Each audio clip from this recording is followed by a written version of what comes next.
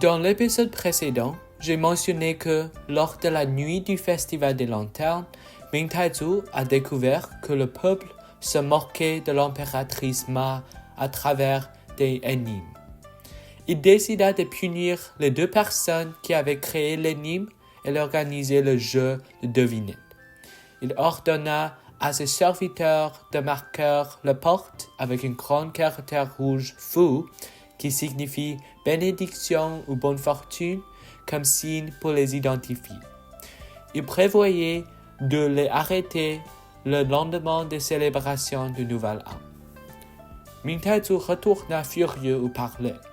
L'impératrice Ma vint à sa rencontre et lui demanda avec inquiétude: « As-tu vu quelque chose d'intéressant? Le peuple est-il heureux ?» Quand tout attend, Ming Taizhou, avec un visage sombre, répondit avec colère: « Intéressant? Je suis furieux. » Surprise, l'impératrice Ma lui demanda: « Pourquoi es-tu si en colère ?» Au départ, Ming Taizhou ne voulait pas parler de l'énigme à l'impératrice, mais après ces questions insistantes, il finit par lui révéler la situation. Après avoir entendu cela, l'impératrice Ma, sachant que le peuple se moquait d'elle, se sentit triste et resta silencieuse. Ming Taizhou lui tapota l'épaule et dit: « Ne sois pas contrarié. J'ai déjà décidé de les punir sévèrement demain. » L'impératrice Ma, surprise, lui demanda: « Sais-tu qui a créé l'énigme ?» Ming Taizhou hocha la tête et dit: « Je le sais déjà, et j'ai marqué la porte avec un grand caractère fou. Les lettres rouges sont impossibles à effacer.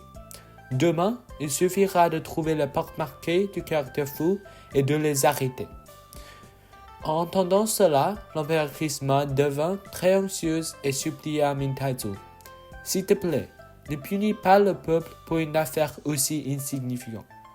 Surtout en ces périodes du Nouvel An, les gens ne font pas s'amuser et plaisanter. Il n'y a pas besoin de prendre cela si sérieusement. » Mais Ming Taizhou insista: « Ne t'inquiète pas pour cela. J'ai pris ma décision de le punir sévèrement. » Sachant que toute autre tentative de persuasion serait inutile, l'impératrice Ma se tut. Cependant, elle eut une autre idée en tête.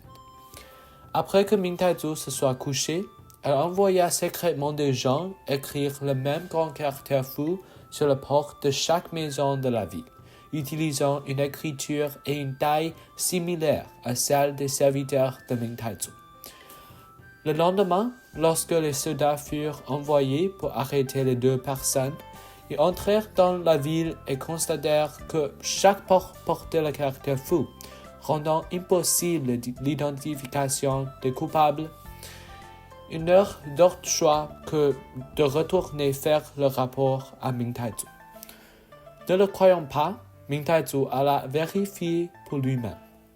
En effet, chaque porte de la ville portait un caractère rouge fou. Après y avoir réfléchi un moment, il réalisa soudain que cela devait être l'œuvre de l'impératrice Ma. De retour au palais, l'impératrice Ma l'admit. Elle dit: « Je ne voulais pas te voir faire du mal à des innocents pour une affaire si insignifiante. » Après une pause, elle continua: « D'ailleurs, je ne suis pas particulièrement belle. Les énigmes étaient simplement un moyen pour le peuple de montrer son affection. Nous ne devrions pas en être fâchés. De plus, en tant que l'empereur de la nation, tu devrais te concentrer sur les affaires d'État importantes, pas sur ces petites choses triviales. » Après avoir entendu ces paroles, Ming Taizhou réalisa qu'elle avait raison et décida de ne pas poursuivre cette affaire. Cette nouvelle se répandit rapidement du palais au peuple et tout le monde apprit la bonté et la générosité de l'impératrice Ma. Ils cessèrent de se moquer d'elle et ressentirent à la place une profonde gratitude et admiration pour elle. Depuis lors, pendant le Nouvel An, les gens placent de grands caractères fous sur la porte, à la fois pour commémorer la gentille impératrice Ma et pour attirer la bonne fortune. Dans le prochain épisode, je vais présenter l'un des systèmes d'écriture les plus anciens au monde, les caractères chinois.